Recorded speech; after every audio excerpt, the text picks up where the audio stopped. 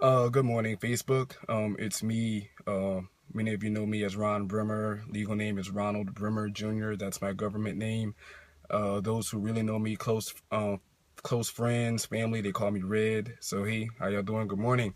Um, I've been holding off for a really long time on giving my dear white people speech, and because of that, I've been holding it off because for a long time I've been one of the good ones.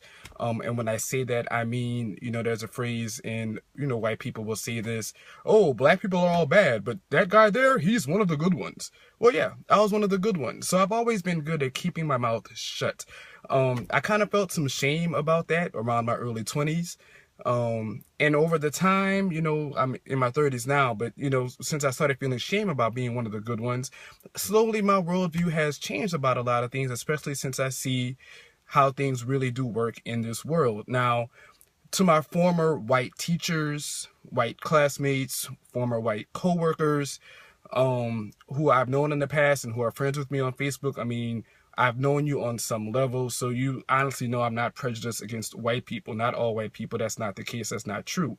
I have many white friends. I may not keep in touch with them like I should, but I do enjoy the company of a Caucasian from time to time.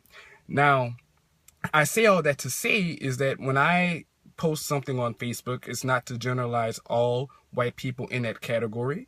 I believe collectively there is racism in the white communities against the black communities, just like collectively there is prejudice against white people from black communities. Notice I said racism for white people, prejudice for black people, because I don't believe black people can be racist by the fact that racism is a system to keep people oppressed.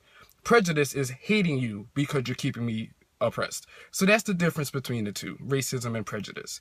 Of course, white people can be both racist and prejudiced against black people, but black people really can't be racist against white people because we can't do something to you to oppress you. You own the shit. Okay, this is your world. We're just living in it. That being said, um, what's going on today has not been, just didn't start today. It didn't start yesterday or last week. It's been going on for the nearly 400 years of our existence here in this country. I mean, this is my people have been oppressed for 400 years, from slavery to civil rights to now lynchings, modern day lynchings by the police. And it's funny because we were brought here through the Pan American, Pan African slave trade, whatever it's called. And we were told that our history began with slavery. That's what we are taught in schools, that we were nothing but slaves and we're trying to work our way up. Guess what, people? The continent of Africa was way civilized before anywhere else in the world. Africa is, of course, where black people come from. So therefore, what you haven't told us in schools, that we are a race of people that come from great nations, great civilizations. I mean, who built the pyramids? It wasn't aliens. It wasn't Caucasians.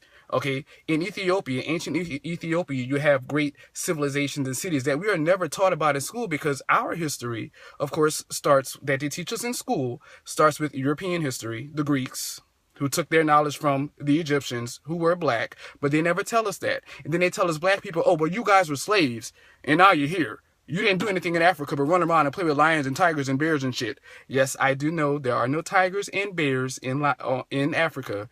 That was a reference to the Wizard of Oz. However, see, I know your culture. I had to watch that growing up. Another thing, I had a white person tell me they never saw the movie The Color Purple. I thought that was so odd, because I thought everyone in the world has seen The Color Purple. But then I realized it. White people, you don't have to see The Color Purple.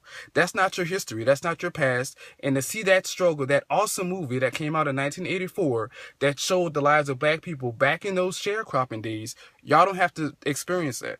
But yet, in 8th grade, my 8th grade history class at J.B. Martin Middle School, we had to watch Gone with the Wind as a class project. We had to take a test on Gone with the Wind. So I know your history. I know your past. I have to live that line. I have to live the line of a black man living in a white man's world. I have to know your culture, your history, and everything just to survive. And you don't have to know not one thing about us. So therefore, I do get upset when y'all make comments about how the treatment of black people. Black people shouldn't be criminals. They wouldn't get shot. It's not about them being criminals. If a black person is a criminal, he should be arrested, tried, charged, go to jail, do his time, get out. He shouldn't be shot. He should have that chance at life. But yet when a motherfucker goes into a movie theater in the middle of the night, shoots up, kills I don't know how many people, injures I don't know how many people, he may get off because they're going to say he's mentally insane. That's not fair. Why can't the black person be mentally insane and just go to jail and come out or get free or go to a mental hospital? I mean, it's not fair treatment. It's not about black and white anymore, you guys. It's about right and wrong. So if I'm offending any of my Caucasian Facebook friends by being upset about the way my black people are being treated, that's all I got for you.